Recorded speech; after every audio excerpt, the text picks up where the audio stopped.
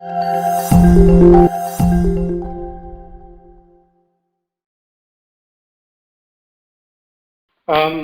a little bit of correction in the introduction. I have not done my engineering from IIT Delhi. I have done my BTech in IT from Delhi. And yes, I did work in TCS and I left that in 2011. Second, I'm not actually a member of the Sri Aurobindo Ashram, not even working as a volunteer. I'm staying here for the last 5 years and 3-4 months, and I'm on my own. I'm studying and this thing. So I'm not in any way, I mean, I'm indirectly connected to the ashram because I go there and I meet some devotees here. But I'm not a member of the Sri Aurobindo Ashram. Just these two corrections in the introduction. The topic which I had said, see, what I was speaking in a mixture of English and Hindi as it comes spontaneously to me. I may ask at the beginning whether the group as a whole is more comfortable with English or Hindi. Is there a preference? So I will try to speak more in that language. Actually, if you could use more of Hindi, that is better. It will be better. Yes, yes. If spontaneity comes from English, then you're welcome, no problem with that. I know that, but actually thinking I have English. Just interrupt you for 1 second, Bhaiya. I'm sorry for all the wrong information I gave about you. No problem. I hope no you won't mind. No problem.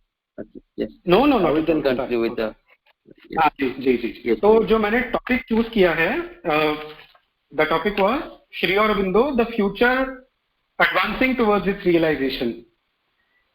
तो मैंने actually marching लिखा था, but that was a mistake on my part. Correct advancing ही है, and I don't know how he corrected it. This is a phrase, ये माता जी का वचन है, उसमें से मैंने लिया हुआ है. ये ऑन एजुकेशन वॉल्यूम में आता है. स्कूल में, आश्रम के स्कूल में 1960s में एक उन्होंने कॉन्फ्रेंस किया था और उसका टाइटल उन्होंने रखा था, एक स्टडी किया था रादर, कि बहुत इंटरेस्टिंग है कि उनका उद्देश्य था ये दिखाना कि शुरू से भारत के प्राचीनतम प्रारंभ से लेकर के अब तक जितना भी अध्यात्म भारत में हुआ है, श्री अरविंद उसका कल्मिनेशन है. कल्मिनेशन माने उसका चरम है. तो मदर ने कहा कि नहीं, ये गलत है, क्योंकि Shri Aurobindo is all together outside history. मैं एग्जैक्ट मैसेज आपको इंग्लिश में पढ़ के फिर हिंदी में ट्रांसलेट करता हूं. ये था, देखिए, the outline of a study project on the spiritual history of India. ठीक है. तो मदर कहती है, no it won't do, it is not to be done that way, you should begin with a bang. And then she says, Shri Aurobindo does not belong to history, he is outside and beyond history. Shri Arvind इतिहास को belong नहीं करते, वो पूरी तरह से इतिहास के परे हैं, उसके बाहर है. और इसी का जो अगला संदेश है, उसमें ये अपना सेंटेंस आता है जो हमने टॉपिक लिया था.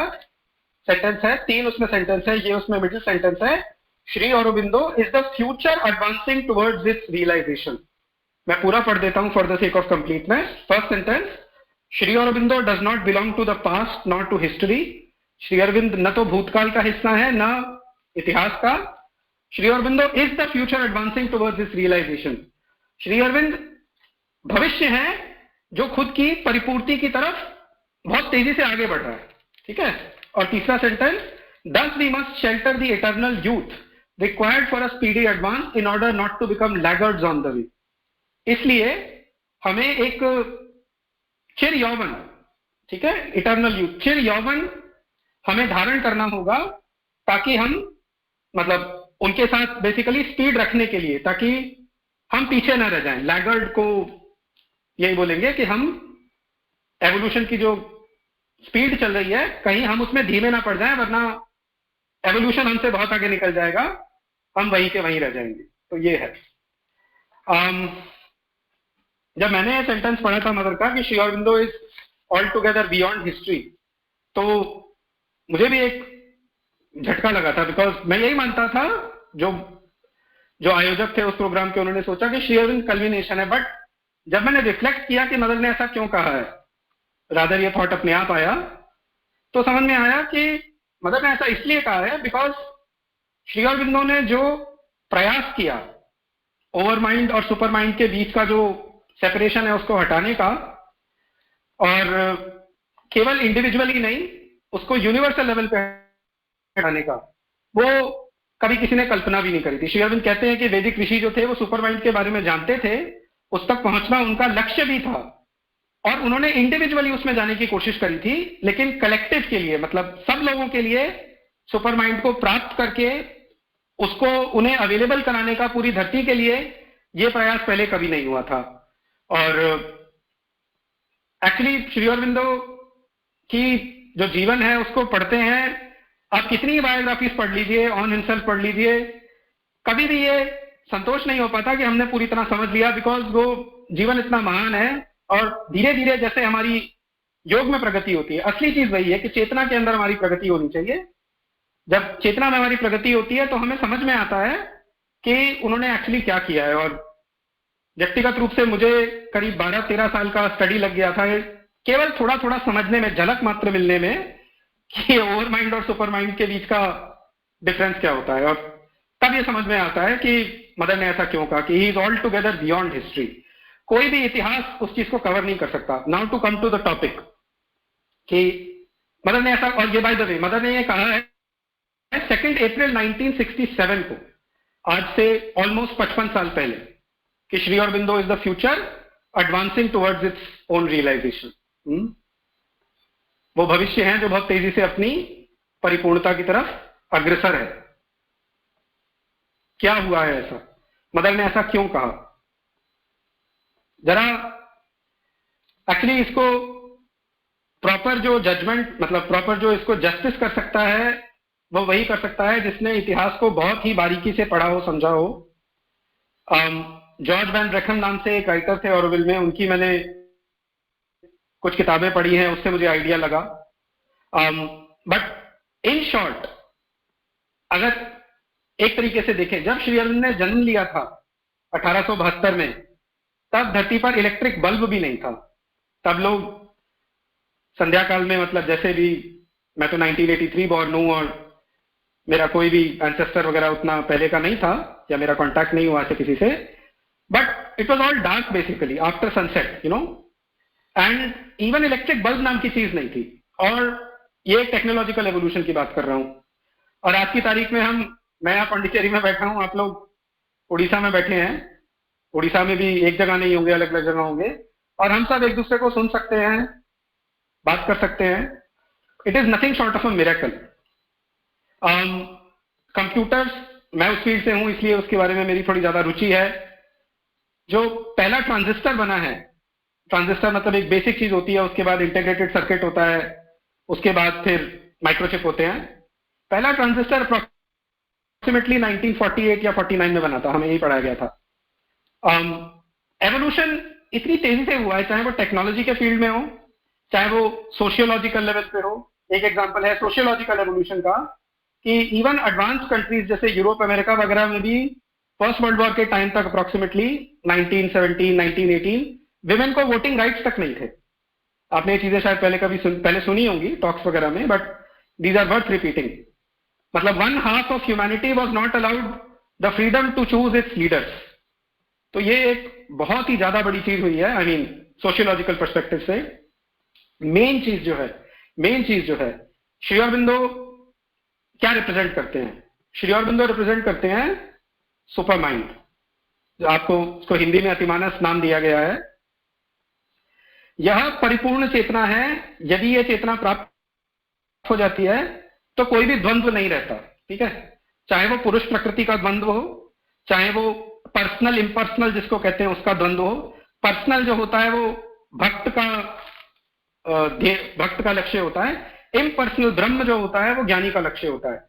और इनमें ये द्वंद्व रहा है हमेशा। ज्ञानी कहते रहे हैं कि देखो भक्तों को कुछ नहीं आता, और भक्त हमेशा कहते रहे हैं, हमेशा तो नहीं बट कुछ भक्त कहते रहे हैं कि ज्ञानी एकदम सूखे होते हैं। तो ये द्वंद्व खत्म हो जाता है, ठीक है? साकार निराकार का द्वंद्व खत्म हो जाता है। जितने अलग अलग देवी देवता हैं, जैसे हम most of the people I am sure must be Hindus, ठीक है? तो शैवों में, वैष्णवों में भी एक समय पे वेस्ट की तरह नहीं, बट यहाँ पे भी उनमें कुछ मतभेद रहे हैं, जिसकी वजह से एक दूसरे पर उन्होंने मतलब ऑलमोस्ट अत्याचार भी किया है। पर ये बिल्कुल परफेक्टली समझ में आता है अगर हम सुपर माइंड को समझते हैं। एसेंस डिवाइन एंड ह्यूमन में आपको पेज नंबर बाद में भेज दूंगा, उसमें श्री अरविंद ने लिखा है, ये मैं एज ए हिंदू बता रहा हूँ, ये हेल्प करती है ये चीज। देखिए हमारे यहाँ वेदांत में सबसे बड़ा जो फॉर्मूला है चीजों को समझने का वो एक है, क्या? सच्चिदानंद। इस पर अराइव करने में हजारों वर्ष लगे होंगे। कब ये एकदम समझ करके अच्छे से ऋषियों ने प्रेजेंट किया सच्चिदानंद, ये नहीं कहा जा सकता, बट ये उपनिषद के समय तक हो गया था। कदाचित ऋग्वेद में भी इसका मेंशन है, आई एम श्योर है। मैंने ऋग्वेद उतना नहीं पढ़ा, उपनिषद पढ़े हैं। श्री अरविंदो कहते हैं कि चित्त केवल चित्त नहीं है, चित्त है चित्त शक्ति, ठीक है, कॉन्शियसनेस और फोर्स। तो मूल रूप से ये चार चीजें, जब भी आप अध्यात्म का चिंतन करें तो इन चार चीजों का चिंतन करें। सच्चिदानंद, ठीक है, सच चित्त शक्ति आनंद। अब श्री अरविंद कहते हैं कि विष्णु जो है, सॉरी ब्रह्मा जो है वो सत्य है बेसिकली। कहते हैं Brahma is the eternal personality of existence, यानी कि सत्य, ठीक है। Vishnu is the eternal personality of consciousness, यानी कि चित्त। Shiva is the eternal personality of force, यानी कि शक्ति। And Krishna is the eternal personality of ananda, ठीक है। तो और श्री अरविंद के बारे में माता जी कहती हैं, ये वॉल्यूम 13 में है जहां पर श्री अरविंद के बारे में लिखा है, एग्जैक्ट रेफरेंस में बाद में बता दूंगा, कि उनकी बर्थ को मदर 4 लेवल पे एक्सप्लेन करती हैं। तो जो हाईएस्ट लेवल है स्पिरिचुअल, उसमें कहती हैं स्पिरिचुअली, आध्यात्मिक दृष्टिकोण से, it is the birth of the eternal upon earth. इसमें कोई अपोस्ट्रोफी नहीं है, ध्यान दीजिए। जो श्री अरविंद का स्टेटमेंट है उसमें जगह है इटर्नल के, इटर्नल के, इटर्नल के, ठीक है। मदर कह रही है simply it is the birth of the eternal. तो मैं इसको ऐसे समझता हूं कि श्री अरविंद के अंदर ये चारों जो महानतम देव हम जानते हैं अपने धर्म में, ये चारों उनके अंदर एक हो जाते हैं सुप्रामेंटल कॉन्शियसनेस में। तो बेसिकली सुप्रामेंटल कॉन्शियसनेस का मतलब है वह चेतना जिसको प्राप्त करने के बाद कोई प्रॉब्लम बचती नहीं। कोई प्रॉब्लम तो तब बचेगी जब कोई द्वंद्व होगा, कोई द्वंद्व ही नहीं होता, वो परफेक्ट हार्मनी है, परफेक्ट नॉलेज है, वो वर्ल्ड की क्रिएटर है, एटसेट्रा एटसेट्रा एटसेट्रा, ठीक है। तो इसको श्री अरविंद ने 29 फरवरी 1956 को धरती के एटमॉस्फेयर में एस्टैब्लिश किया था। वह शरीर छोड़ चुके थे लेकिन सटल फिजिकल में रह करके वो काम कर रहे थे, मदर शरीर में थी, और उन दोनों के जॉइंट एफर्ट से ये उनके आने का मिशन था। एक्चुअली उनके आने का मिशन पुस्तकें लिखना, आश्रम खोलना, शिष्य बनाना एटसेट्रा एटसेट्रा नहीं था, ये सब बाय द वे है।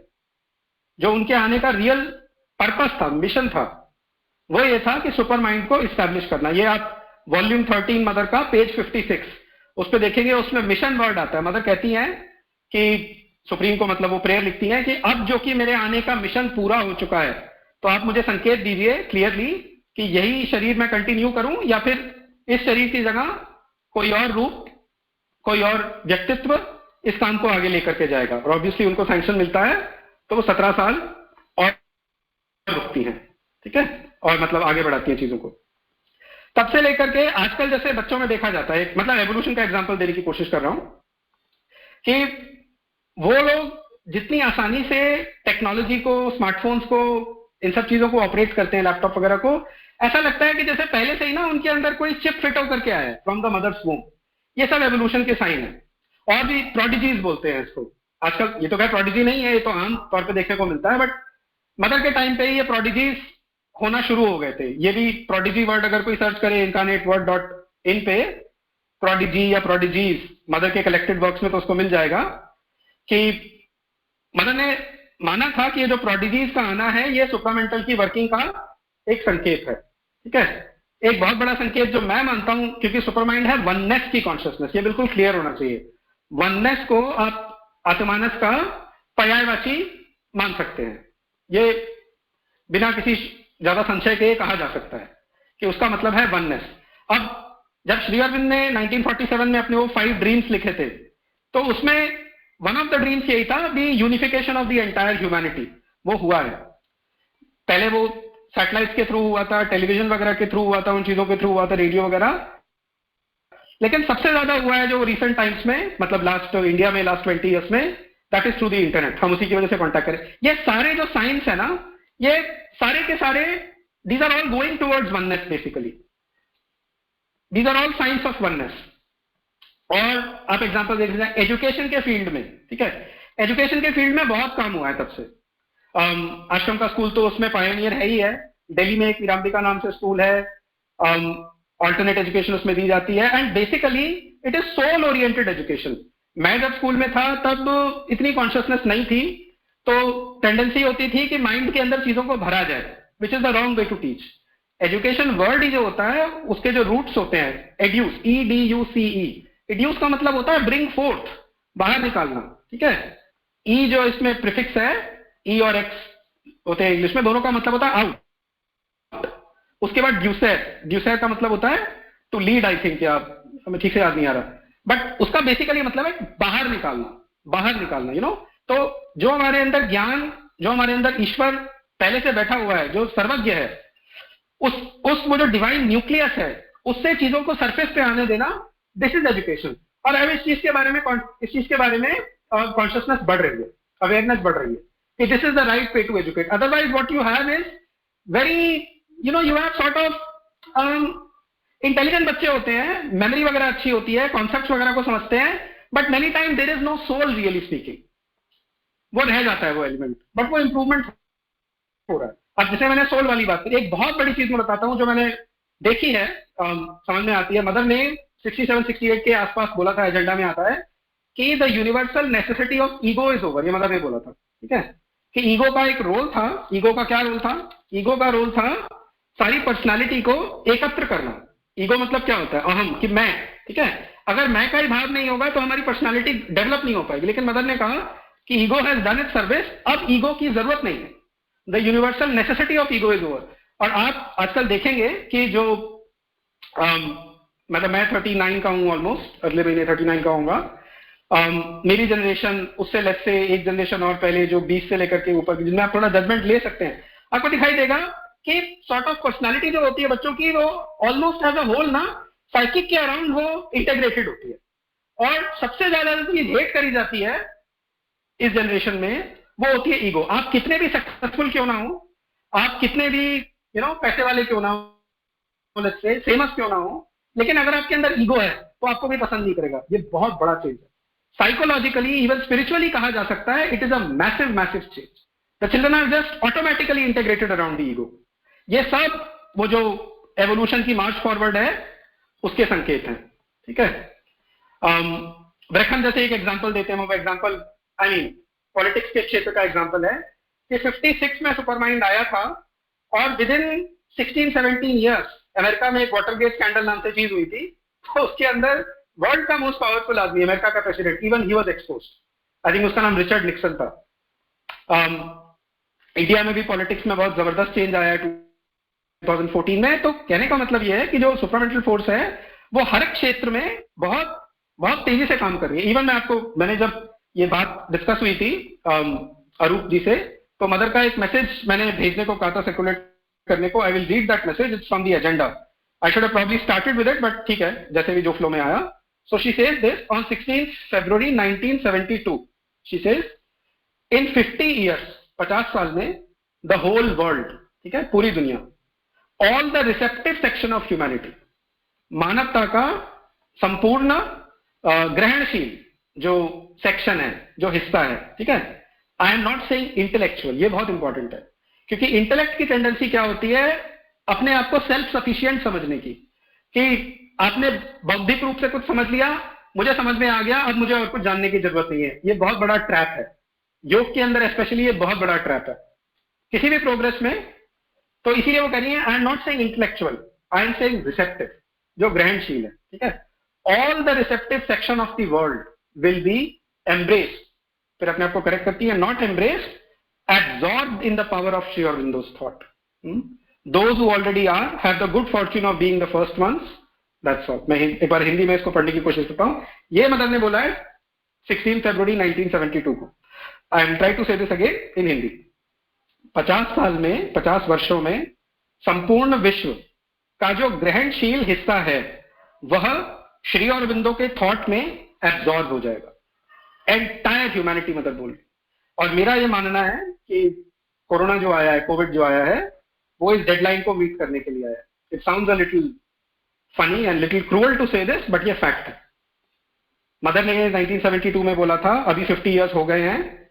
मे बी आप बहुत ज्यादा, अगर मैथमेटिक्स नहीं चलता है इन चीजों में, divine is not a mathematician, but anyway, so she said this, in 50 years the whole receptive section of humanity will be absorbed in the power of Sri Aurobindo. Covid कैसे आया? You must have heard this earlier also, मैं probably repeat कर रहा हूँ. Spirituality का मतलब होता है, श्री अरविंदो के थॉट का मतलब है बेसिकली अध्यात्मवाद. And what does it mean? It means to live from within. It means to live from your psychic being outwardly. ठीक है. इसी का जो विपरीत है वो बेसिकली जो वेस्टर्न सिविलाइजेशन वहां से आती है चीजें, आप इसको मोटा मोटा ऐसे ये पेयर ऑफ ऑपोजिट्स में देख सकते हैं. Inner versus outer, materialistic versus spiritual, eastern versus western. ठीक है. ये बेसिक एक मानसिकता का फर्क है. And psychic and spiritual versus physical, vital and mental, इन दोनों हेमिस्फीयर्स की मर्जिंग जरूरी है. लेकिन फॉर द टाइम बीइंग अभी उन दोनों के अंदर एक सॉर्ट ऑफ रेसलिंग सी चल रही है. बट अल्टीमेटली जीतना है इनर पॉइंट ऑफ व्यू को. ठीक है. अब कठोपनिषद ये कहता है कि अंतर्मुखी होना बहुत मुश्किल होता है. ठीक है. श्लोका उसका है कठोपनिषद का, परांचिखानी व्यत्रणत स्वयंभू तस्मात् परां पश्यति नान्तरात्मन कश्चित् धीरः प्रत्यगात्मानमैक्षत आवृत्त चक्षुः अमृतत्वमिच्छन्. इसका मतलब है कि परांचिखानी मतलब बाहर की तरफ. ठीक है. व्यत्रणत स्वयंभू, जो स्वयंभू है भगवान स्वयं. व्यत्रणत मतलब सॉर्ट ऑफ ओरिएंट किया हुआ. परांचिखानी व्यत्रणत स्वयंभू तस्मात्, देयरफॉर, इसी वजह से परां पश्यति न अंतरात्मा. हम लोग बाहर की तरफ देखते हैं, अंतरात्मन की तरफ नहीं देखते. ठीक है. तस्मात् परां पश्यति न अंतरात्मन कश्चित् धीरः, कोई एक बिरला, कश्चित् धीरः प्रत्यगात्मानमैक्षत. प्रति का मतलब होता है रिफ्लेक्ट, मतलब पीछे की तरफ जाना. तो वो पीछे की तरफ जाता है. प्रत्यगात्मानमैक्षत आवृत्त चक्षुः. आवृत्त चक्षुः का मतलब है बेसिकली अपने चक्षुओं को आवृत करना. और अमृतत्वमिच्छन्, अमृतत्व की इच्छा करता हुआ कोई एक कश्चित धीरा जो है वो भीतर की तरफ जा पाता है. तो अभी कोविड के टाइम में जब आप घर से बाहर नहीं जा सकते हैं, घर पे बंद हैं, so when you cannot go out, when there is no way out, then there is only one way, and that is to go within. In Saransh, this is the spiritual way to understand what has been happening for the last 2 years. At least मेरी understanding है. सही गलत obviously इसमें discussion हो सकता है, but this is my understanding.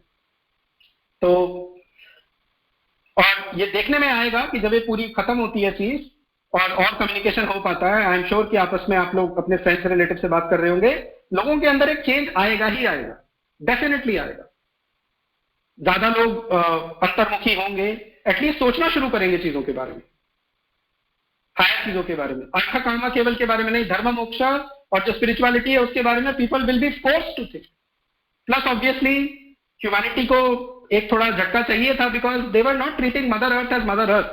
वो केवल उसको रिसोर्स का एक पूल समझ रहे थे, और जितना रिसोर्स उसमें से निकालते जाओ, एनवायरनमेंट गया, मतलब उससे कोई पतला नहीं, कुछ मतलब नहीं.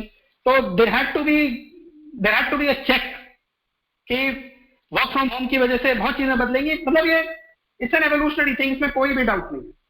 ये जो स्पिरिचुअल फ्यूचर श्री अरविंदो ने एनविजन किया है, it is part and parcel of that. या so I mean I have given some examples इस चीज के बारे में. कई लोग, जैसे मैं टीसीएस में था, कॉर्पोरेट में था, ठीक ठाक सैलरी थी, but there was a dissatisfaction. Corporate actually poison की तरह फील होता था. आई एम श्योर कि बहुत लोग यहाँ पे कॉर्पोरेट में काम कर रहे होंगे, बट वो मटीरियलिज्म, एक्चुअली कंज्यूमरिज्म और सॉर्ट ऑफ जिसको हेडोनिज्म बोलते हैं, pleasure is the aim of life, ये सब इतना ज्यादा वो मानसिकता, profit at any cost, even the word deadline, ये सब इतना ज्यादा इंग्रेंड हो गया था, हो चुका है सॉरी कॉर्पोरेट मेंटालिटी में, क्योंकि हम वेस्ट को कॉपी कर रहे हैं. We are not doing it the Indian way. अगर हम उसको इंडियन जीनियस के हिसाब से करें, then I am sure Indian touch उसमें आया है. बट पर्सनली मुझे कॉर्पोरेट जो है एकदम पॉइजन की तरह फील होता था. So I left that and I came to Pondicherry. मेरा तो एक्चुअली हेल्थ खराब होना शुरू हो गया था. सो and I'm not the only one, and I'm not even like from IIT or IIM or anything. I'm from a normal college and I was in a normal company like TCS. But even जो लोग मुझसे कहीं better हैं, IIT से हैं, Google में काम कर रहे हैं, they leave their high paying job and they go and join ISKCON या कोई आर्ट ऑफ लिविंग या कोई श्री अरविंदो सोसाइटी या आश्रम. तो ये एक स्पिरिचुअल रेवोल्यूशन आया है वर्ल्ड के अंदर. श्री अरविंदो ने 1917 में बोला था, बहुत इंपॉर्टेंट उनका मैसेज, थॉट्स एंड ग्लिम्पसेस में पब्लिश होता है आजकल, उस वक्त आर्य में हुआ था कि 1917 वो टाइम है जब रशिया में रेवोल्यूशन चल रहा था, फर्स्ट वर्ल्ड वॉर चल रहा था, चाइना में रेवोल्यूशन 10 साल पहले ही हुआ था, एंड एक मतलब टेक्नोलॉजिकल रेवोल्यूशन तो बहुत जबरदस्त चल रहा था, हर रोज बेसिकली एक नई डिस्कवरी होती थी। तब श्री अरविंद ने कहा था कि ये जितने भी रेवोल्यूशन है, इनका जो सेंस है वो हम तब तक नहीं समझ सकते जब तक कि जो रियल रेवोल्यूशन है, जो कि स्पिरिचुअल रेवोल्यूशन है, जब तक कि वो नहीं आ जाता। और वो spiritual revolution well and truly 1956 में स्टार्ट हो गया है, और अभी तो हम बिल्कुल उसके मध्य में बैठे हुए हैं। एंड दिस रेवोल्यूशन, इसीलिए जो आवर ऑफ गॉड बोलते हैं ना, कि आप इस वेव को राइड कीजिए और स्पिरिचुअली ग्रो कीजिए। आश्रम में कुछ लोग हैं, विद्वान हैं, उनका मत है कि क्योंकि अभी वो आवर ऑफ गॉड चल रहा है, एक ना पूरे नेचर के अंदर एक उत्थान है, ठीक है, पूरा जो प्रकृति है, वो अर्थ है, वो बड़ी एक तरह से एक्साइटेड है आप कह सकते हैं, बिकॉज जिस चीज के लिए वो मिलियंस ऑफ ईयर से वेट करी थी, सुपर माइंड, वो आ चुका है, राइट। तो उसके अंदर ना एक बहुत उत्साह है to lift everybody upward spiritually. तो अगर इस वेव को हम राइड करते हैं, ये भी एक मत है, ऐसा नहीं है कि 200 साल बाद ये चीज नहीं रहेगी, बट इसमें थोड़ा सा लॉजिक है कि अभी वो ना एक वेव चल रही है अपलिफ्टमेंट की स्पिरिचुअल। तो अगर हम उसको राइड करें तो we can attain to a higher spiritual consciousness. And attaining to higher spiritual consciousness does not mean that we reject life. Shri Aurobindo does not say that. We have to make life divine, we don't have to reject it. इसीलिए श्री अरविंद का जो आदर्श है वो राजर्षि है, सन्यासी नहीं है। एक सेट ऑफ एफोरिज्म्स है, उसमें क्लियरली 14-15 एफोरिज्म्स है, मैं वो भी भेज दूंगा, कोई अगर नोट कर रहा हो तो ये नोट कर ले, जो जो रेफरेंसेस मुझे बाद में बताने हैं। उसमें वो स्पष्ट कहते हैं कि संन्यास इतना प्रचलित हुआ एक्सेट्रा एक्सेट्रा क्योंकि उसका प्रचार बहुत किया गया था, लेकिन जितने भी ये हजारों लाखों सन्यासी होते हैं, इनमें से परफेक्ट कितने हैं, वो कहते हैं। और वो कहते हैं कि राजर्षि का जो आदर्श है, जो गीता जहां से स्टार्ट होती है 4थे चैप्टर में, ठीक है, श्री कृष्ण कहते हैं कि ये योग मैंने राजर्षियों को दिया था, राइट। तो वो कहते हैं कि राजर्षि का जो आदर्श है उसका भी उतना ही प्रचार किया जाए, फिर हम देखते हैं क्या होता है। तो उनका आदर्श राजर्षि है जो जीवन को दिव्य बनाए, राइट। जो बोलते हुए ऑलमोस्ट 40 मिनट हो गए हैं, नहीं 35 मिनट के करीब हो गए हैं। अगर कोई क्वेश्चंस हैं तो मैं ले सकता हूं या फिर मैं आगे कंटिन्यू करूं।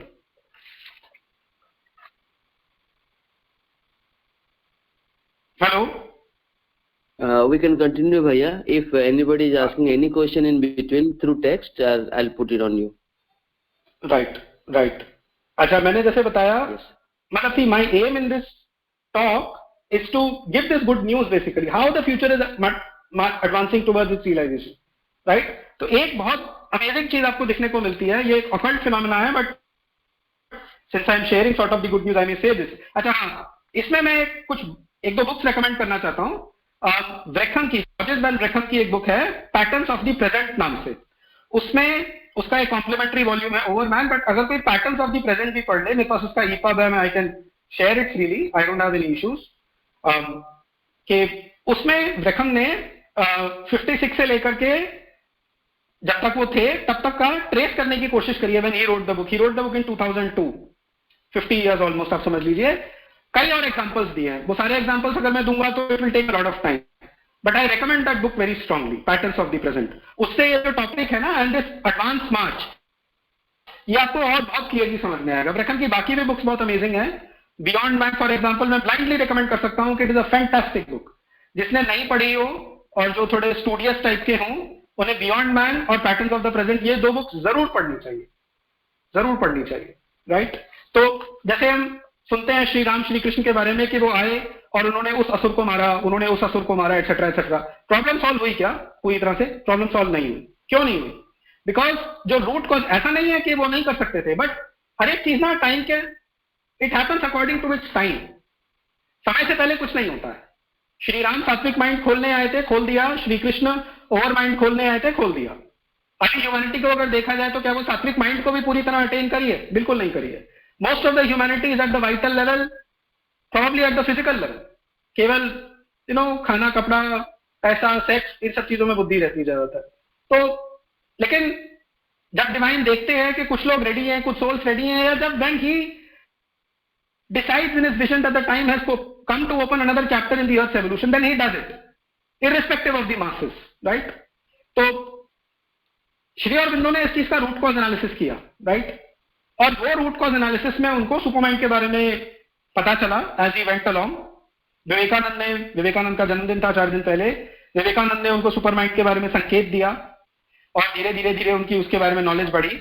लेकिन एक जो ऑकल्ट चीज मैं बताना चाहता था कि मदर कहती हैं कि जब क्रिएशन शुरू हुई थी ठीक है, कहते हैं ना कि बात शुरुआत से करनी चाहिए, तब आदमी कभी कुछ भूलेगा नहीं, because he is beginning from the beginning in trying to understand things. तो she says that these 4 beings were created, और वो उनके विपरीत बन गए, दे आर दी ओरिजिनल असुरस, और एक सेंस में देखा जाए तो सारी प्रॉब्लम उनकी वजह से, राइट। तो वो कहती हैं कि और वो ऐसा कब हुए विपरीत, वो ऐसा तब हुए जब वो ये भूल गए कि उनकी शक्ति उनकी वजह से नहीं है, वो भगवान की वजह से, पुरुषोत्तम की वजह से, डिवाइन की वजह से, राइट। वो इस बात को भूल गए, and the moment that they forgot that the source of their strength is not themselves but the divine, then they became the opposite of what they were. Mother कहती है कि this is a childish story for explaining to children, but it is very valuable. At least मुझे भी बहुत help किया story ने। तो जब ये हुआ तो consciousness became unconsciousness, or you can say darkness, ananda became suffering, truth became falsehood, and life became death. इन चारों के ऊपर श्री अरविंदो ने एक सोनेट भी लिखी है, उसका नाम है आयरन डिक्टेटर्स, ठीक है, 14 लाइन की। दी मदर जो बुक है अपनी मेन बुक, आप उस बुक का लास्ट सेंटेंस ध्यान से देखिए तो उसके अंदर आपको इन चारों के नाम मिलेंगे और इसके विपरीत के भी नाम मिलेंगे। यही चार क्यों? यही चार क्यों? क्योंकि this was how it started, evolution actually इसी तरह स्टार्ट हुआ था, राइट। तो जो गुड न्यूज है बेसिकली, कुछ लोगों ने आपसे सुना होगा बट आई डोंट नो, क्योंकि एनीवे, तो उसमें मदर कहती है कि वो जो अनकॉन्शियसनेस वाला असुर था, जो अनकॉन्शियसनेस बन गया rather, he was converted at the beginning of the previous century, मतलब लगा लीजिए 1910 के पहले पहले हो गया था, फर्स्ट डेकेड वो बोलती है, राइट।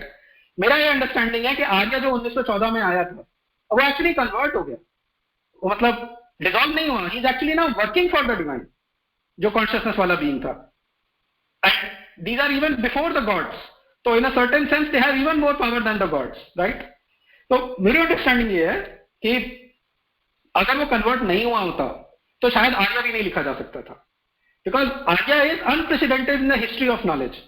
आर्य में यानी कि 1914 में जब श्री अरविंदो ने लिखना शुरू किया, like divine synthesis, secret of Vedas, Gita, इतना सारा नॉलेज एक साथ आज तक कभी वर्ल्ड की हिस्ट्री में दिया ही नहीं गया, और वो भी एक ऐसी लैंग्वेज के अंदर जो कि ग्लोबल, और जो मतलब ठीक है इतनी सुगम्य नहीं है, सुगम नहीं है भारतीयों के लिए, बट वो भी धीरे धीरे करके मैंने लोगों को देखा है जो बड़े सिंपल होते हैं लेकिन उनको इंग्लिश श्री अरविंदो के सामने आ जाती है। एक्चुअली जो चीज हैम्पर करती है श्री अरविंदो की अंडरस्टैंडिंग में, वो कहीं ना बीइंग के अंदर कोई क्रिकेटनेस जो है वो हैम्पर करती है। हाँ, जिसके अंदर सरलता है, जिसके अंदर भक्ति है, उसको बड़ी आसानी से समझ में आता है। कंपैरेटिवली एफर्ट उसको भी करना पड़ता है, बट उसको आसानी से, कंपैरेटिवली ज्यादा आसानी से समझ में आता है। So this being actually got converted. मैं समझता हूं कि इसी वजह से this explosion of knowledge has happened in the world पिछले मोर देन 100 years में। इंटरनेट इसकी वजह से हुआ है। सारा जो टेक्नोलॉजिकल एवोल्यूशन है, मेडिसिन के बारे में बताना भूल गया कि मेडिसिन में कितना एडवांसमेंट हुआ है since the time of when Shri Aurobindo was even there in his body. दूसरा जो सफरिंग वाला बीइंग है, जो आनंद, जो सफरिंग बन गया था, मदर ने कहा है कि it got dissolved into the supreme. इसका क्या मतलब है? अच्छा, इन बीइंग्स के एमनेशंस होते हैं, ये ओरिजिनल बीइंग्स हैं, इनके एमनेशंस होते हैं, लेकिन ओरिजिनल बीइंग के कन्वर्ट होने का या डिसॉल्व होने का मतलब है कि फ्रेश एमनेशंस नहीं क्रिएट होंगे, ठीक है। तो सफरिंग वाले बीइंग के डिसॉल्व होने का क्या मतलब है, हमारे लिए क्या मतलब है? हमारे लिए उसका ये मतलब है कि अगर अब हम सफर कर रहे हैं ना, तो कहीं ना कहीं वो इस वजह से है क्योंकि हम अपनी ईगो से क्लिंग कर रहे हैं, अपने अहंकार से क्लिंग कर रहे हैं। यूनिवर्सल लेवल पे सफरिंग खत्म हो चुकी है। This is something quite astonishing, almost unbelievable, but ये फैक्ट है। एजेंडा में कोई, I think date is 5 November 1961, जिस दिन मदर ने और भी जगह बताया, but this is the date जिसमें उन्होंने चारों के बारे में बताया। तीसरा जो फॉल्सहुड वाला था, जो सबसे ज्यादा बदमाश है बेसिकली, जिसने सारे वॉर्स वगैरह कराए हैं पिछले 2-3 सेंचुरीज में, ये एक सेंटेंस आता है एजेंडा में, वो मदर को वो तक कह देता है, I know that you shall destroy me. वो भी सरेंडर कर देता है। वो कन्वर्ट नहीं हुआ है अब तक, मतलब जो एटलीस्ट एजेंडा में जितना मैं पढ़ पाया हूं, और मैंने सुना भी नहीं आज तक, और मैंने पूरा एजेंडा एक बार देख लिया था 73 तक का, वो कन्वर्ट नहीं हुआ था। और जो भी उपद्रव मच रहा है वो बेसिकली उसी की वजह से है, बट इन प्रिंसिपल उसने सरेंडर कर दिया। The words are I know you will destroy me, these are the 6 words, right. चौथा जो है डेथ वाला, मदर को एक विजन होता है जिसमें मदर कहती है कि मैंने देखा कि एक बीइंग मुझे दिखाई दिया, कहती है मुझे उससे बड़ा प्रेम भी आ रहा था, मतलब बड़ा ममता आ रही थी, but at the same time I shot him with a pistol. लेकिन वो फिर भी थोड़ा सा हिल रहा था। इसका क्या मतलब है?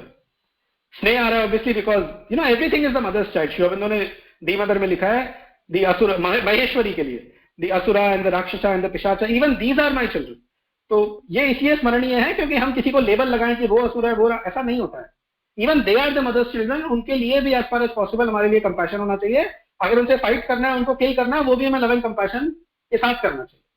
बट ये वीकन हुआ है डेफिनेटली, जब डेथ को मदर ने मारा पिस्टल से, और वो मतलब वो कहती है वो फिर भी हिल जाता है, लेकिन definitely what I understand actually rather by this is कि वो भी सीवियरली वीकन हुआ है। और ये जो मेडिसिन की एडवांस है उसमें हमको दिखाई देता है कि डेथ के ऊपर ह्यूमैनिटी का कितना वो प्रोग्रेस हो गई।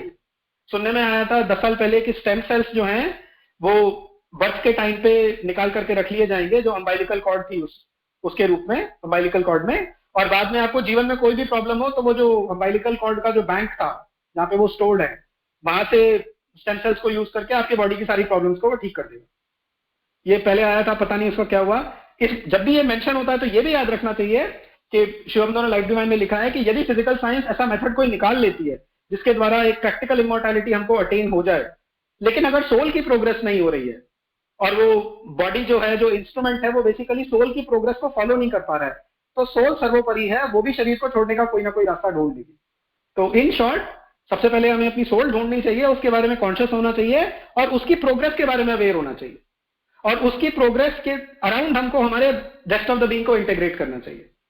So this is one second thing जो श्री राम और श्री कृष्ण नहीं करे, कि रूट लेवल पे चीजें खत्म करना। मतलब हमारे कॉर्पोरेट उसमें टीसीएस में आईटी में बोलते हैं रूट कॉज एनालिसिस, किसी भी प्रॉब्लम सॉल्व में, actually not just IT, root cause analysis that has been done, और वो हो चुका है। This are all connected, super mind का आना, इन चारों चीजों का जाना, this are all perfectly connected, right.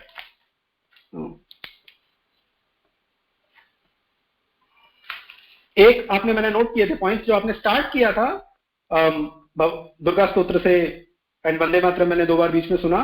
तो ये 2 बुक्स मैं रेकमेंड करता हूं, India's rebirth and India the Mother, ये दोनों कंपाइलेशन है। India's rebirth is by Michel Danino and Sujata Nahar, India the Mother also by them, they are excellent compilation, और reading these can be life changing. India के बारे में ऐसी ऐसी चीजें मदर और शिव अरबिंदो ने बोली हैं उसमें कि as an Indian, obviously it boosts our self-confidence at that level, at a higher level. उसका सत्य हमें पता चलता है। मदर कहती हैं कि जिस तरह से पूरे ब्रह्मांड के लिए धरती है, उसी तरह से धरती के लिए भारतवर्ष है। जैसे पूरे विश्व में धरती को चूज किया गया है as the focal point of evolution, कि यहाँ पे एवोल्यूशन को फोकस किया जाएगा और जो प्रोग्रेस यहाँ होगी वो सब जगह रिफ्लेक्ट करेगी। ठीक उसी तरह से धरती पर भारतवर्ष को चूज किया गया है, और जो इसीलिए भारतवर्ष में सबसे ज्यादा चैलेंजेस होते हैं। It looks like an impossible country, but it is because it is specially chosen by the divine for concentrated evolution, जो spiritual evolution, material follows the spiritual, right. तो जो स्पिरिचुअल एवोल्यूशन यहाँ पे अचीव किया जाएगा, वो फिर रेस्ट ऑफ द वर्ल्ड में परकोलेट करेगा। इसीलिए वेस्ट जो है वो हमसे मटेरियलिज्म में आगे हो सकता है, मैटर में ज्यादा आगे है, no doubt about it, but still all that materialism comes to nothing if you don't know the soul, if you don't know the immortal. For that they have to come to India, and they do come to India for that, right? एक मैंने और, जब ये बात हुई थी शुरू में, तो एक मैसेज सर्कुलेट किया था, शिव अरबिंदो का लेटर है वो बारिन को, उनके भाई को, about this thought phobia in India. I am not going away from जो मैंने टॉपिक रखा था उस पर, मोर और लेस मैंने बोल दिया है, बाकी पैटर्न्स ऑफ द प्रेजेंट पढ़ के वेरी वेरी गुड आइडिया पड़ जाता है, ठीक है। तो that's I am saying now what I felt I can make use of the time. Shri Aurobindo speaks about this thought phobia in India और 100 साल पहले, कि we are so lazy, we don't want to think, right. Shri Aurobindo is probably the greatest genius even intellectually born in the last 150 years, ठीक है। और कितना उनको भारत में पढ़ा जाता है। तो आई अर्ज एवरीबडी कि जिसके पास भी टाइम हो, जो थोड़े स्टूडियस नेचर के हों, जो स्टूडियस नेचर के हों, वो तो अपना एम बनाए कि वो कंप्लीट वर्क्स मदर और शिव अरबिंदो के पढ़ेंगे, एजेंडा भी। जो उतने स्टूडियस नेचर का नहीं है, एटलीस्ट कोई एक बुक उसको वो एकदम तबीयत से स्टडी करे डेप्थ में। इससे मानसिक, इससे बौद्धिक विकास होगा, स्पिरिचुअल ग्रोथ भी होगी इससे। मदर ने बोला था कि अगर श्री अरबिंदो को कोई पूरी तरह पढ़ ले, जानने को कुछ बचेगा नहीं। ये मदर के वर्ड्स हैं। If you read Shri Aurobindo carefully on all the subjects on which he has written, you will attain a practical omniscience. This is one of the reasons जिस वजह से मैं पढ़ने की उनको चेष्टा कर रहा हूं। तो दिस आई अर्ज वेरी स्ट्रांगली। अगर सारी बुक्स नहीं पढ़ सकते हैं तो जो भी मतलब आपको इजी लगे, मदर के वर्क्स कंपैरेटिवली इजी है पढ़ने के लिए। श्री अरबिंदो के वर्क्स में letters on yoga to read is much easier. Then life divine और सिंथेसिस ऑफ योगा। और लेटर्स ऑन योगा के अंदर थ्योरी प्रैक्टिस दोनों है। वो जो 4 वॉल्यूम्स हैं, दे आर गॉड गिफ्ट, मतलब मैं तो उनको प्रेम पत्र बोलता हूँ।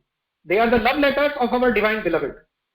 और उसको पढ़ करके ना थ्योरी और प्रैक्टिस दोनों के बारे में बहुत सॉलिड नॉलेज मिलती है। तो एटलीस्ट अगर मेजर वर्क्स नहीं तो लेटर्स ऑन योगा के 4 वॉल्यूम्स धीरे धीरे करके जरूर पढ़ने चाहिए, right. 2051. Should I stop or what? Because it said that in the end there will be some vandana.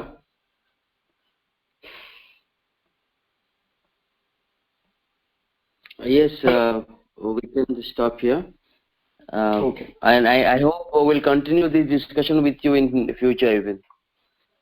That depends upon you whether you liked my whatever. We would always welcome you as a part of our discussion. Okay. I have a question which came through chat. Yes. Please. Read it out. Yeah. What will be the key features of supramental being? Will humans acquire some characteristic of Superman at this level? What do you mean by Superman? I have understood the question. What will be the characteristics of the supramental being? And will human beings acquire some characteristics of the Superman? Basically, am I right? जी वही question है। Right. देखिए, Superman जो word है उससे ना थोड़ा सा confuse हो जाता है आदमी, क्योंकि वो थोड़ा मिसनोमेरिक है, पावर वाइज भी और नॉलेज वाइज भी। पावर वाइज इस करके कि when you say the word superman, ठीक है, तो we all think of great power. We imagine sometimes that superman cartoon जो मूवीज वगैरह में भी, that flying in the sky and all that. Power is not the first thing to be attained in yoga. Power automatically follows when you rise in consciousness. The thing to attain is the divine consciousness, union with the divine. Okay? Superman word जो है, इसकी मैं पूरी history बता रहा हूँ। It's a very good question, very relevant question. ये answer हो जाएगा, ये क्लियर हो जाएगा, तो और बहुत सारे क्वेश्चन और डाउट्स ऑटोमेटिकली क्लियर हो जाएंगे। इसको 2 लोगों ने यूज किया था मोटा मोटी, जो मैं जानता हूँ। One is Shri Aurobindo, and either about the same time or before him was somebody called Nietzsche, जो एक जर्मन फिलोसफर थे। उन्होंने इसको सुपरमैन वर्ड को ये पावर के सेंस में किया था यूज, कि it will be a very grand being, और वो बहुत पावरफुल होगा और वो दूसरों को डोमिनेट कर सकेगा। That is not the Superman. Shri Aurobindo ने इनफैक्ट सुपरमैन नाम से एक छोटी सी बुकलेट आती है, उसमें इस डाउट को क्लैरिफाई किया, ठीक है, कॉन्शियसनेस पॉइंट ऑफ व्यू से। ठीक है, सुपर माइंड का मतलब श्री अरबिंदो ने लाइफ डिवाइन में बताया है, होता है ट्रुथ कॉन्शियसनेस। ठीक है, जब वो लाइफ डिवाइन लिखते हैं, स्टार्ट करते हैं, तो पहले वो सुपर माइंड वर्ड यूज करते हैं 3-4 बारी, फिर वो कहते हैं कि सुपर माइंड से हमें यह भ्रांति हो सकती है कि super mind is some kind of very great mind. No, it is not. Why it is not? Because for that you have to understand what the word mind means. Mind का क्या मतलब होता है? माइंड का fundamentally मतलब होता है division. आप अपने माइंड की एक्टिविटी को देख लीजिए, वो जब अंडरस्टैंडिंग के प्रोसेस में जाता है, it basically does one thing, it tries to dissect and analyze. That is its only way of understanding things. Whereas supermind does not work by division, it is the consciousness of oneness. तब श्री अरविंद कहते हैं life divine में कि अब हम ऋग्वेद का सहारा लेते हैं, पूरी विनम्रता के साथ वो कहते हैं, और ऋग्वेद से हम ये शब्द उठाते हैं, ऋत चित्त। ऋत में त पूरा और चित्त में त आधा, ऋत चित्त, और ऋत बन जाता है इंग्लिश में राइट, वो शब्द भी वही है बेसिकली, ऋत और राइट, लेकिन श्री अरबिंदो वहां पे उसको लिखते हैं ट्रुथ कॉन्शियसनेस। तो सुपर माइंड का मतलब है ट्रुथ कॉन्शियसनेस। अब ये विश्लेषण करना चाहिए कि ये ट्रुथ कॉन्शियसनेस क्या होती है, क्या हो सकती है। ट्रुथ सत्य वह होता है जिसके अंदर कोई द्वंद्व ना हो। ठीक है, आपने पूछा उसकी कैरेक्टरिस्टिक्स क्या है? उसकी कैरेक्टरिस्टिक्स हैं हार्मनी, उसकी कैरेक्टरिस्टिक्स हैं वननेस। ठीक है, एकत्व। एक शब्द में अगर कहा जाए एकत्व, ईशोपनिषद के 7वें मंत्र में आता है, तत्र को मोहः कह शोक एकत्वम अनुपश्यतः। उसको कैसे मोह हो सकता है या कैसे शोक हो सकता है जो सब जगह पे एकत्व का दर्शन कर रहा हो। आप इसको ऐसे भी कह सकते हैं कि जब तक आप एकत्व को प्राप्त नहीं कर लेंगे, एकत्व की चेतना को, तब तक आपका शोक और मोह जा ही नहीं सकता। बहुत ही साधारण शब्दों में, जब तक कोई भी चीज आपको अपने से पृथक महसूस होती है, आपके लिए वो भय का कारण बन सकती है। तैत्तिरीय उपनिषद ये कहता है, और ये फैक्ट है। बहुत ही सिंपल बात है समझने के लिए। ये है और मैं हूं। जैसे ही मुझे ये लगा तो मुझे भय लगता है उससे, या तो भय लगता है या मैं उस चीज की कामना करता हूं, एटसेट्रा एटसेट्रा, जो कभी पूरी नहीं हो सकती रियली सेंस में। तो एकत्व, केवल एकत्व जो है वो सारी चीजों का सोल्यूशन है। इसीलिए सावित्री के एंड में, मतलब इतना ऑलमोस्ट 24,000 लाइन लिखने के बाद श्री अरबिंदो इतनी सिंपल लाइंस लिखते हैं, 4 लाइंस। जब वो ऋषि सावित्री से पूछते हैं कि तुम क्या हमको सिखाना चाहती हो, क्या वो नई नॉलेज है, ग्रेट नॉलेज है जो तुम हमें दे सकती हो, तो वो कहती है, awaken to the meaning of my heart, that to feel love and oneness is to live, and this the magic of our golden change is all the truth I know or seek O says.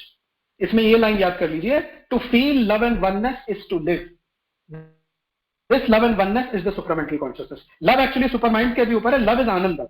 उस supermind के ऊपर का जो plane है वो आनंद है, love उसको belong करता है, लेकिन लव ट्रू सेंस में आ ही नहीं सकता जब तक ट्रुथ में आ जाए, जब तक कि प्रॉपर सेंस में वननेस ना आ जाए।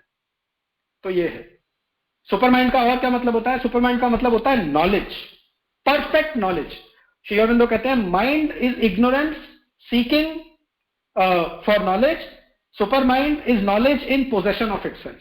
माने माइंड जो है वो अज्ञान है जो निरंतर ज्ञान को प्राप्त करने की, अपने को पूर्ण करने की चेष्टा कर रहा है, और सुपर माइंड वो चेतना है जिसको कुछ जानने की, कुछ सीखने की जरूरत ही नहीं है, क्योंकि सारा ज्ञान उसके अंदर पहले से मौजूद है, उसके अंदर उपलब्ध है पहले से। ये डिफरेंस है। हार्मनी, मैं आपको कुछ शब्द दे रहा हूं, ठीक है? Oneness, harmony. मैंने एक्चुअली 12-13 वर्ड्स का ना सुपर माइंड का एक जगह जगह से जो भी मुझे वर्ड्स मिल सके मैंने निकाला था।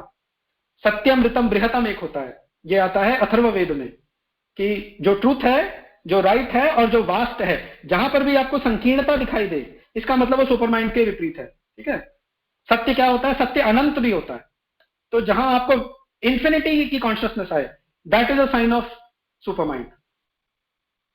वो मैं भेज दूंगा, अभी टाइम खत्म हो रहा है, 2058 मुझे दिखाई दे रहा है। Second part of the question का, कैरेक्टरिस्टिक सुपरमाइंड की क्या दिखाई देंगी ह्यूमैनिटी के अंदर? कैरेक्टरिस्टिक, सबसे पहले आप हमारे अंदर एक साइकोलॉजिकल चेंज आएगा। इसका देखिए, जो हमारा बचकाना माइंड है वो ये समझता है कि सडनली हमारे अंदर सुपर ह्यूमन पावर्स आ जाएंगी, या हमारी बॉडी के अंदर से एक लाइट निकलने लगेगी, या ऐसा कुछ हो जाएगा। ये नहीं होता है। नेचर इस तरह मिराकुलस तरीके से काम नहीं करती है। एवोल्यूशन का मतलब ही है एक प्रोसेस, ये वर्ड याद रखना चाहिए, प्रोसेस। ठीक है?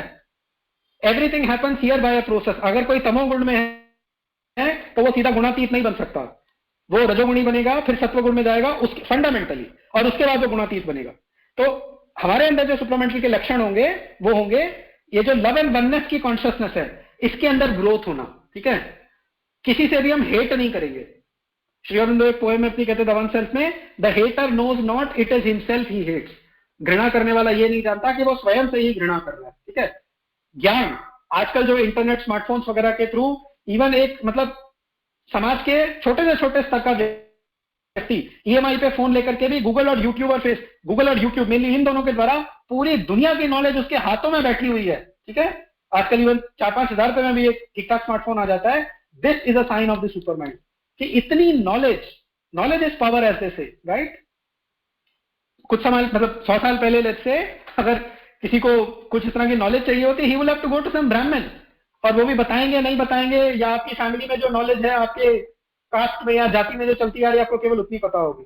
स्पिरिचुअल नॉलेज के बारे में होता था ये हर किसी को नहीं देनी चाहिए, बहुत ही गुप्त रखा जाता था। लेकिन आज सारी नॉलेज जो वर्ल्ड की है वो आपके phone, it is right in your hand, और आप जब चाहे उसको देख सकते हैं, और वो ऑडियो विजुअल फॉर्म में है, केवल टेक्स्ट फॉर्म में नहीं है।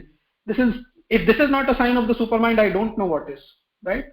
बट फंडामेंटली जिस चीज पे स्ट्रेस करना चाहिए, that is that line, to feel love and oneness is to live. ये लक्षण होगा कि, और ये गोल है। आप एकदम झट से सोचें कि कल मैं प्रेम और लव एंड वननेस को प्राप्त कर लूंगा, ये नहीं होगा। वननेस के अंदर ग्रेजुअली हमारी ग्रोथ होती है, लेकिन एक फंडामेंटल लव एंड वननेस व्यक्ति जो है वो केवल साइकिक चेंज के द्वारा उसको प्राप्त कर सकता है। तो this will be a lakshan, love and oneness, knowledge, harmony होना। ठीक है? जो चाइल्डिश आइडियाज हैं about instant supermanhood, we are living in this everything instant, instant coffee, fast food, और ऐसे नहीं होता।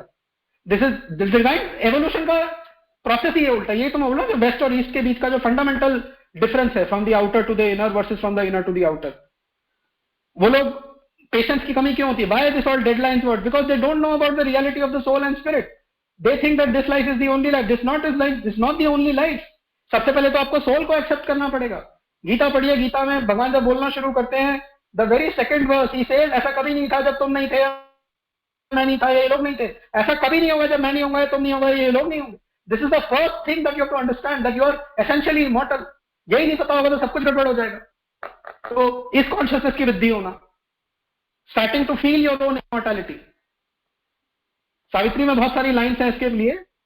इन body and body kindle the sacred birth, कि जगह जगह आपको वो ना जो दिव्य जन्म है उसकी जागृति होगी। लोगों को अपने अंदर की डिविनिटी पता चल रही है। घर बैठे बैठे लोगों को स्पिरिचुअल एक्सपीरियंस हो रहे हैं, उनको समझ में नहीं आ रहा है कैसे हो रहा है, क्यों हो रहा है? पता है, क्योंकि सत्य के प्रति कहीं ना कहीं वो खुले हुए थे। उनके अंदर सत्य के प्रति एक निष्ठा थी, उनके अंदर एक सरलता थी, जिस वजह से माता जी उनके अंदर काम कर पाए। और यही मदर ने बोला था, not intellectual but receptive section of humanity. Orissa के लोगों के बारे में, हालांकि ये फ्लैटरी की जैसा लग सकता है, मैं फ्लैटरी नहीं कर रहा, एजेंडा में मदर ने स्पष्ट बोला है कि उड़ीसा के लोग they are very open and receptive. वो सरल हैं, ओपन है, रिसेप्टिव है, मैं उनको मोल्ड कर सकती हूँ। मदर ने कमेंट किया। प्रोबेबली इसी वजह से उड़ीसा के अंदर द श्री अरबिंदो मूवमेंट है स्प्रेड सो फास्ट। तो ये कुछ लक्षण है। और अगर कैरेक्टरिस्टिक्स ह्यूमैनिटी के अंदर सुपर ह्यूमैनिटी की नहीं आएंगी, सुपरमैन की, तो मतलब श्री अरबिंदो का सुपरमैन को धरती पे लाने का पर्पस ही क्या हुआ? वो क्यों आया फिर अगर कोई चेंज नहीं आएगा? तो चेंज लाने के लिए ही तो आया है, राइट? एक सबसे बड़ा जो एकदम प्रत्यक्ष है, that is knowledge, right? And this ability to unite. आप केवल हम जो माध्यम यूज कर रहे हैं, इतना दूर आज से 20 साल पहले इसकी कल्पना भी नहीं करी जा सकती, कल्पना भी नहीं करी। What has made that possible? Knowledge has made that possible. Knowledge एकदम ना अनलीश हो चुकी है दुनिया के अंदर। अब तक जो वो बंधी हुई थी या कुछ लोगों की प्रॉपर्टी बनके, मोनोपोली बनके रह गई थी, वो सब खत्म हो गया है। Knowledge, there has been an explosion of knowledge. इसीलिए मैं कह रहा हूं कि जिन लोगों को सौभाग्य प्राप्त हुआ है श्री अरबिंदो और मदर के बारे में पता चलने का, वो इस अवसर को गंवाएं नहीं, और जितना हो सकता है श्री अरबिंदो और मदर के वर्क्स को गहराई से पढ़ें और समझें।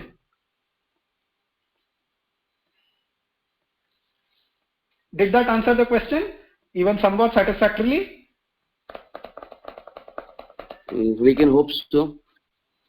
Okay, I'm sorry because there is no no problem. It always goes beyond that. If you can take back from this session this one line of Savitri, to feel love and oneness is to live, then the session has been worthwhile for you. This is the aim where we have to reach.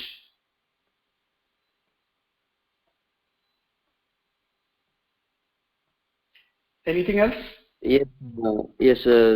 Sanjeev Patra bhai, who put the question, he assuring that he is satisfied. Thanks you. हाँ, I saw his message. उनका मुझे direct message भी आया था. जी. So I think we can conclude the discussion over here. Okay. Thank you. Yep. Thank you all for listening. Namaste.